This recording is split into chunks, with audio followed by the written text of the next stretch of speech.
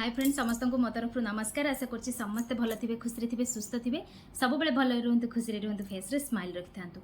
आज आपण मानक पई गोटे खरा दिनिया बहुत सुंदर फेस पैक देखेबी, जोटा को आपण माने दिन में 2 थर मध्ये अप्लाई करि परिबे। किंतु 2 थर अप्लाई करिया पहिले आपनको किछिटा जिंस रे ध्यान रखिया पई पड़िबो। केतरा इंग्रेडिएंट्स हमको स्किप करिया को पड़िबो। जदि आपण 2 थर लगाउछंती, जदि गोटे थर लगाउछंती ताले जहाँ भी इंग्रेडिएंट्स आपण मानक कहबी आपण माने सब को नेकी पैक बनेकी फेस रे लगेई परिबे। 15 मिनिट टाइम देबे फेस को, जहाँद्वारा कि आपंक स्किन रे थिबा सब प्रकार डस्ट पॉल्यूशन दूर हो सहित आपंकर जदि पिगमेंटेशन होइछे सेटा दूर हो आ स्किन टा नेचुरली आपण मानकर ग्लो करिवो।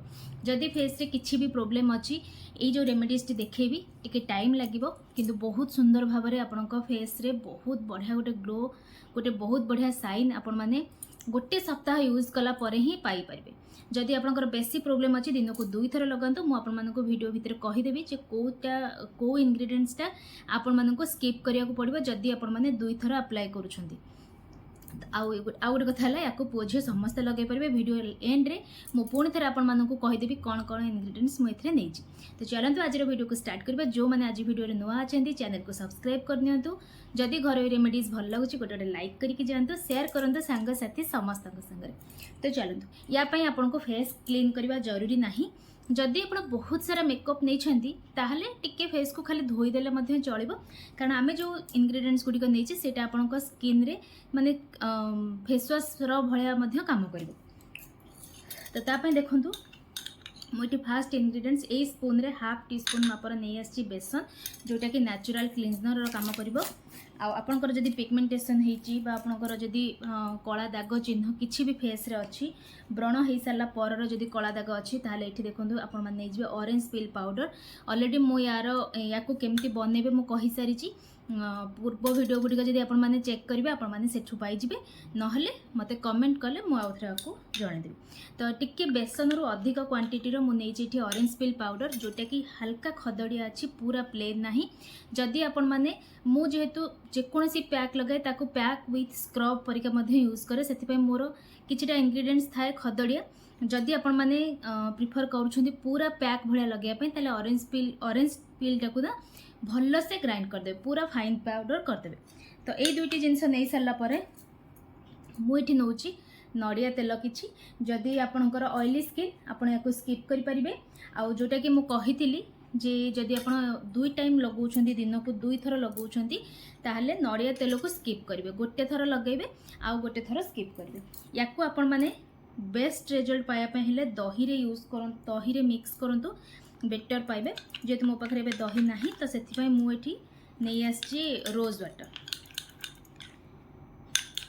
तो या मिक्स करके मुझे 2 ରୁ 3 मिनिट पर्यंत टिके साइड रे रखी, जो थी कि आपण मानकर जो ऑरेंज पील पाउडरटा अच्छी सेटा टिके फॉर्मेट हो माने टिके फुली जीवो, जहाँद्वारा कि आमको लगेवाई सुविधा हम आउ तार बेनिफिट बहुत सुंदर आपण माने पाइबे।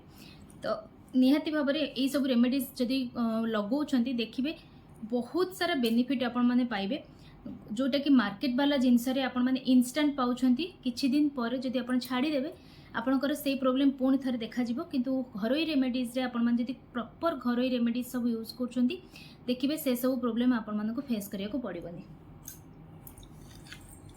तो देखो 2 मिनिट पर यही टाइप रो ही जाइछि। तापर आम ए फेस रे अप्लाई करवा। एमती फेस रे भल से आपको लगे नेबे।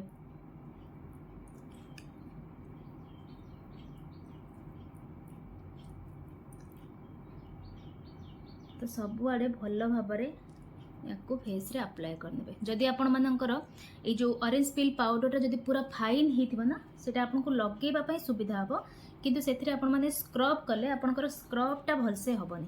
किंतु मु एबे जेमती यूज करछि ऑरेंज पील पाउडरटा को मुझे खदड़िया रखी, जो थी कि आपण स्क्रब करने बहुत बढ़िया काम देव।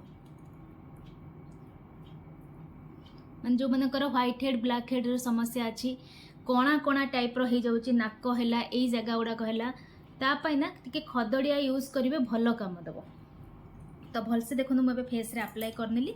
बर्तमान याको एबे आमे छाड़ीदेवा 10 ରୁ 15 मिनिट पर्यंत। या 10 ରୁ 15 मिनिट रखिले कौन से असुविधा ना, अधिका हेले भी चलो। किंतु मिनिमम है 10 मिनिट आपण मैंने रखापी चेष्टा करेंगे जो थी कि आपण मैंने रिजल्ट भल पाइबे। तो 10 ରୁ 15 मिनिट पर या स्क्रब करके ही फेस को मु वाश करी। जदि आप पूरा फाइन लगे खाली हल्का हाथ में टिके करके फेस को धोई पारे। आ जदि खदड़िया टाइप लगाउछन्ती ताले 5 मिनिट पर्यंत पुणी थे फेस को स्क्रब करेंगे। टिके पानी हो क्षीर हो रोज वाटर हो लगे स्क्रब करेंगे। तापर आपण मैंने फेस को नॉर्मल पानी रे धोई देबे। तो चलते धोई सारिक मुझे देखा गोटे बहुत सुंदर रिजल्ट। तो देखिपे मो फेस को बढ़िया भाव में स्क्रब करके फेस को वाश करके पलि आसी। आपण मैंने जो रेमेडीज टी यूज करेंगे देखिए बहुत साटिस्फाई लगे आपको।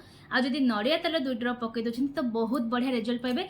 नड़िया तेल पकईकी थे लगातु आउ थे न पकईकी लगातु दुईटी जगह डिफरेन्स निजे देखु आपण चूज करंतु आपण कोटा यूज करेंगे। तो आशा करुच्ची वीडियोटी भल लगी काम निहाती आसो। या पुओ झील समस्ते लगातु। ऑयली स्किन नड़िया तेल को आपण स्किप करंतुनी गोटे ड्रप पकातु। मु 4 ड्रप नौची आपण मैंने गोटे ड्रप पकई पारे। तो आज जो वीडियोटी थिला आज इंग्रेडिएंट्स गुड़िक मुझे कहीदे। फास्ट है बेसन जदि हाफ टी स्पून बेसन नौछन्ती ताले गोटे टी स्पून नहीं जाए आपंकर ऑरेंज पिल पाउडर भल भाव में मिक्स करदे। नड़िया तेल टिके मिक्स करेंगे। रोज वाटर नहले कंचा क्षीर नहले दही यही 3टी जिनस को लेकिन आपण मैंने पैक बनई पारे। सबुठु बेस्ट हम खरा दिन दही नहले कंचा क्षीर। तो निहाती भाव में लगातु मो सागर शेयर करूँ फीडबैक। तो जो मैंने नुआ अच्छा चैनल को सब्सक्राइब करूँ।